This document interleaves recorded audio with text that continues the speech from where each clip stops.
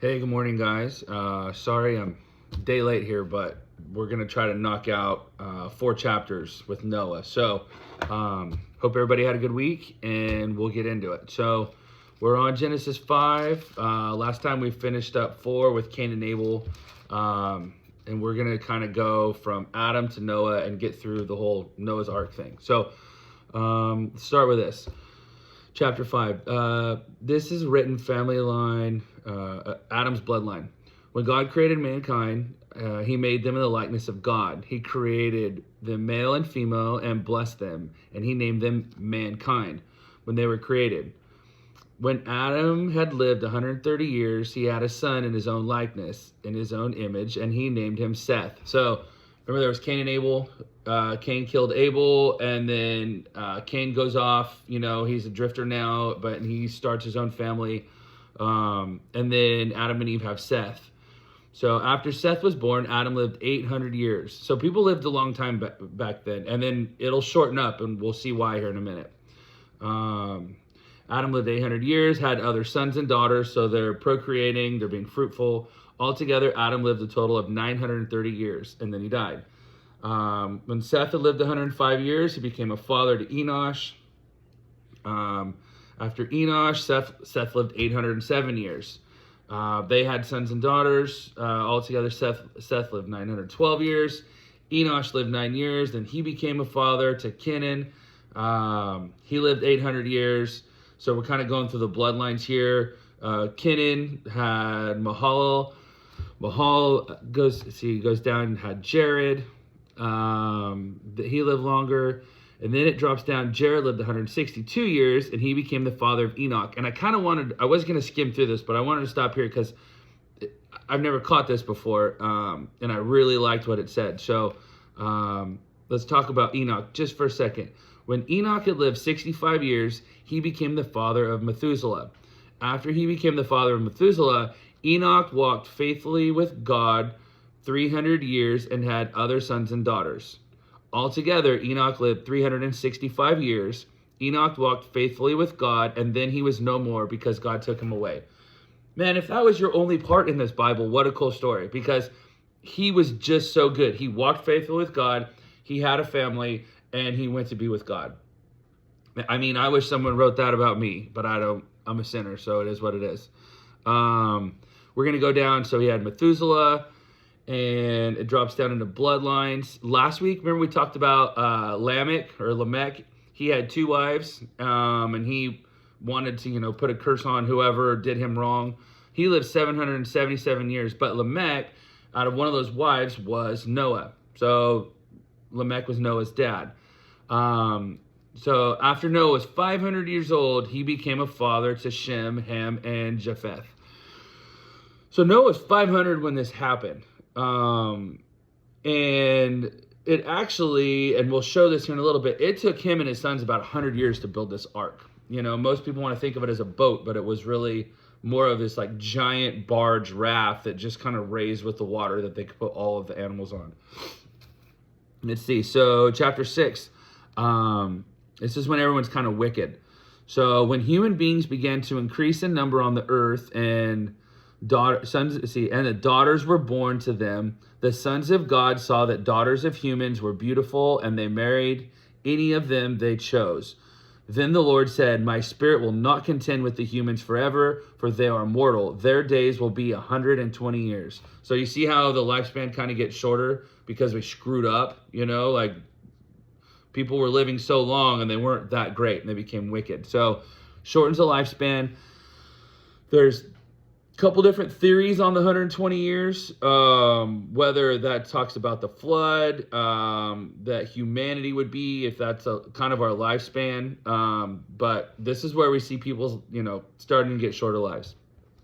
The Nephilim were on earth in those days and also afterward. When the sons of God went to the daughters of humans and had children by them, they were the heroes of old, men of renown. So right there, there's a lot debated. There's a couple different schools of thought. In Job, let's see, the term sons of God describes angels. And in this theory, they're like fallen angels that fell from heaven and they're on the earth. And so if they fell from heaven, they weren't the best angels, right? And then now they're breeding with human females, all right? They see the daughters, and that's where, there's a theory, and it's kind of a, accepted one that archaeologists are finding these giants, skeletons of giants. Where did giants come from? Well, this is kind of showing that the fallen angels were breeding with the daughters. It was wicked, but that's where like giants kind of roam the earth, and that's where they call them Nephilim. So let's see, a second possibility, the sons of gods were descendants of Seth. Remember, Seth's was Adam and Eve's, try it again after Cain killed Abel. And that's that's Noah's bloodline. So, and then that Seth had married Cain's bloodlines, or, like some of the daughters, and that it was kind of like, this is where the royal, I don't know.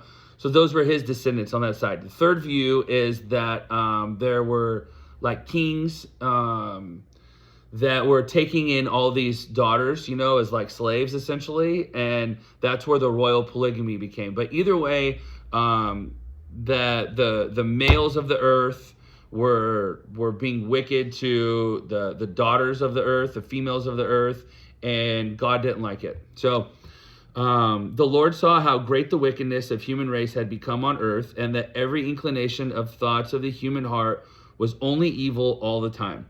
So people are bad. They don't even have this like great moral compass right now. So God's not happy with it. The Lord regretted that he had made human beings on earth, and his heart was deeply troubled. So the Lord said, I will wipe from the face of the earth the human race I have created, and with them animals, the birds, the creatures that move along the ground, for I regret that I have made them. But Noah found favor in the eyes of the Lord. Okay, just right there, the fact that like God is troubled and he regrets it, this is showing that God has emotions. So, I mean, just as they say, our God's a jealous God, when our attention focuses on bad things when it should be on God, he's a jealous God for us. He also shows that he's regretted things, kind of like if you give your kid too much freedom and they screw it up, and that's kind of where we're at here. He gave the human race a lot of freedom. They had plenty, and they just turned everything into wicked. So, but Noah found favor in the eyes of the Lord. Love that these characters of the Bible, we're going to get into Abraham and David, Moses, they find favor. So, as long as we try to be good people and walk with the Lord and always kind of turn to the Lord, that's, we have the opportunity to find favor in the Lord as well. So, all good things. Favor's good.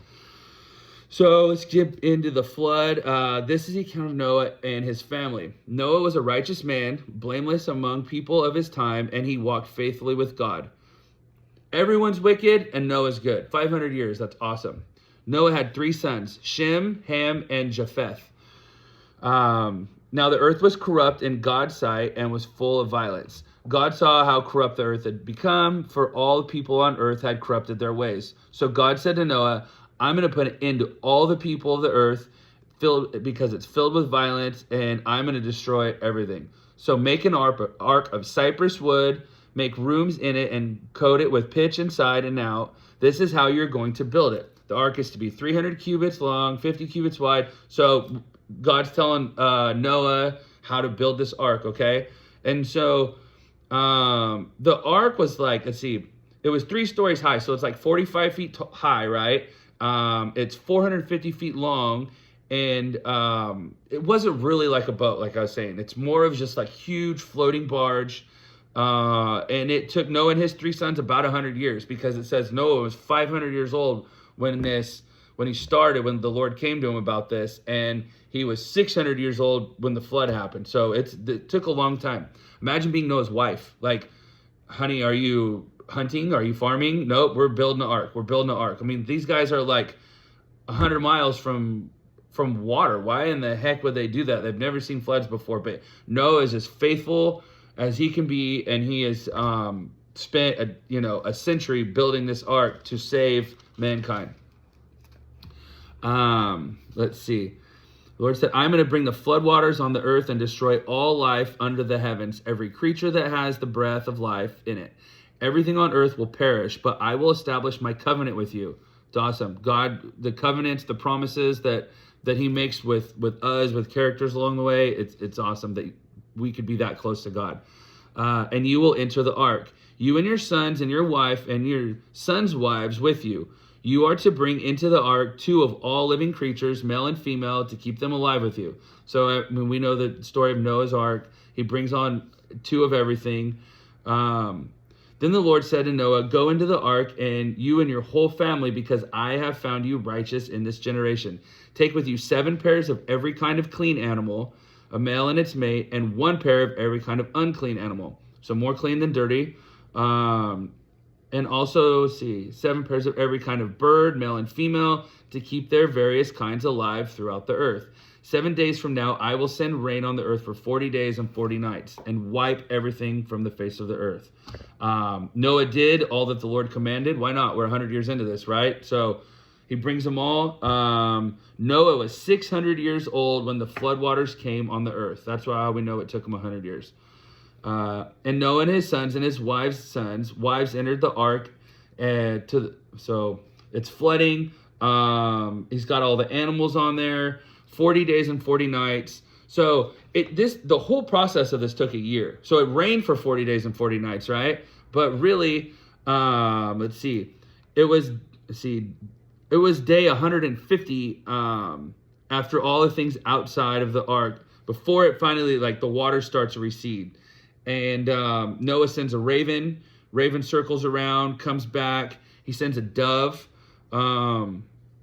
The dove can't find any dry land to come back. And that's on, the raven was on, they could see mountaintops on day 224. He sends out a raven on day 264. He releases a dove on day 271. And then he releases the dove again on day 278, and it returns with an olive leaf. So now we're on to something, okay? Everything's starting to recede. Day 285, Noah releases a dove, but it does not return. So it found land, it found a home. Day 314, Noah removes the covering of the ark so he can see the dry land.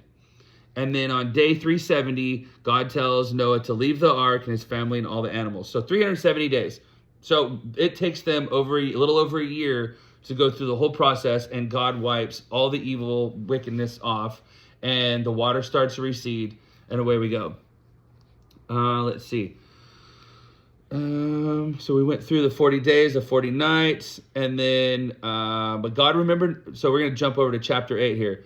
But God remembered Noah and all the wild animals and livestock that were with the ark, and he sent wind over the earth and the waters to recede.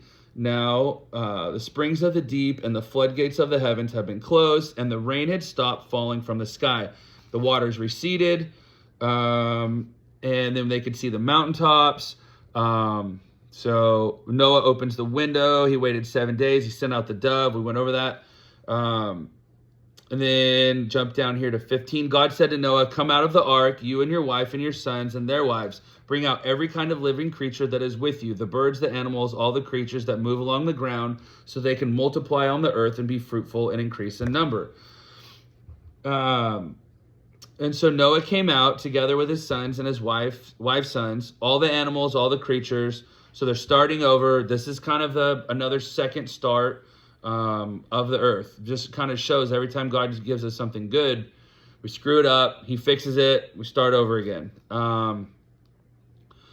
So chapter 8 verse 20, it says, then Noah built an altar to the Lord, and taking some of the clean animals and clean birds, he sacrificed burnt offerings on it. How many times have we asked God for something, just like begging God, and then it happens and we kind of go about our business? Okay, so look how important it is that as soon as the miracle is over, they survive, and God brings them through the flood after wiping everything off, that Noah builds an altar to the Lord. So we've got to remember when when we pray for something and we get it, that is a miracle from heaven, and that we've got to remember to thank the Lord for what he's done for us. That's what Noah does right here in 8:20. Let's see, and never again will I destroy. So God makes a covenant with Noah, and he says, never again will I curse the ground because of humans, even though every inclination of human heart is evil from childhood. And never again will I destroy all living creatures as I have done. As long as the earth endures, seed time and harvest, cold and heat, summer and winter, day and night will never cease. So the Lord says it's not going to happen again. And so let's see, one more. We're going to do chapter 9 says God's covenant with Noah. So now God's close with Noah, and they are inhabiting the earth. It says, then God blessed Noah and his sons, saying to them, be fruitful and increase in number and fill the earth. The fear and the dread of you will fall on the beasts of the earth and on all the birds of the sky and every creature that moves along the ground and all the fish of the sea. They are given into your hand. So now they're responsible. Noah's responsible. He's an animal steward, just as Adam and Eve were supposed to be. We're supposed to be. They're in charge of everything. So said, but you must not eat meat that has its lifeblood in it. And for your lifeblood, I will surely demand accounting. I will demand an accounting from every animal, from each human being too. I will demand an accounting for the life of another human being. So now we've kind of established the family accountability and more structure, because there wasn't a structure before it. Everyone was becoming wicked. Let's see. Then God said to Noah and his sons with him, I now establish my covenant with you and with your descendants after you and with every living creature that was with you, the birds, the livestock, and all the wild animals, all those that came out of the ark with you and every living creature on earth. I establish my covenant. Never again will all life be destroyed by the waters. Awesome, right? And God said, oh, this is a cool one. I don't know if I missed this the first time I read it, but this is God explaining where rainbows came from, okay? I'm sure there's scientific stuff, but God says, this is the sign of the covenant I am making between me and you and every living creature with you, a covenant for all generations to come. I have set my rainbow in the clouds, and it will be the sign of the covenant between me and the earth. Whenever I bring clouds over the earth and the rainbow appears in the clouds, I will remember my covenant between me and you and all living creatures of every kind. Never again will the waters become a flood to destroy all life. Whenever the rainbow appears in the clouds, I will see it and remember the everlasting covenant between God and all living creatures of every kind of the earth. So God said to Noah, this is the sign of the covenant I have established between me and all life on earth. The rainbow, right? We see him after the great storms, the floods. So cool. So that's where God says the rainbow came from, and it's a reminder of the covenant with him and Noah and all the animals on earth to sign the storms over. So the sons of Noah who came out of the ark were Shem, Ham, and Japheth. Ham was the father of Canaan. So let's keep that in mind. And here's how it gets there. These were the three sons of Noah that came from the people who were scattered over the whole earth. Noah, a man of the soil, proceeded to plant a vineyard. When he drank some of its wine, he got drunk, and he lay uncovered inside the tent, naked. Ham, the father of Canaan, saw his father naked and told his two brothers outside. So he didn't take care of his dad. He just went and tattletold on him, right? But Shem and Japheth, they took a garment and laid it across their shoulders, and then they walked backward and covered their father's naked body. Their faces were turned the other way, and so that they would not see their father naked. Who wants to see their dad, 600-year-old dad naked, right? So they back in there, toss a blanket over him, take care of him. When Noah woke up from his wine and found out what his youngest son had done to him, he said, "Cursed be Canaan, the lowest of slaves will be his brothers." He also said, "Praise be to the Lord, the God of Shem. May Canaan be the slave of Shem. May God extend Japheth's territory. May Japheth live in the tents of Shem, and may Canaan be the slave of Japheth." After the flood, Noah lived 350 years. Noah lived a total of 950 years. Then he died. Okay.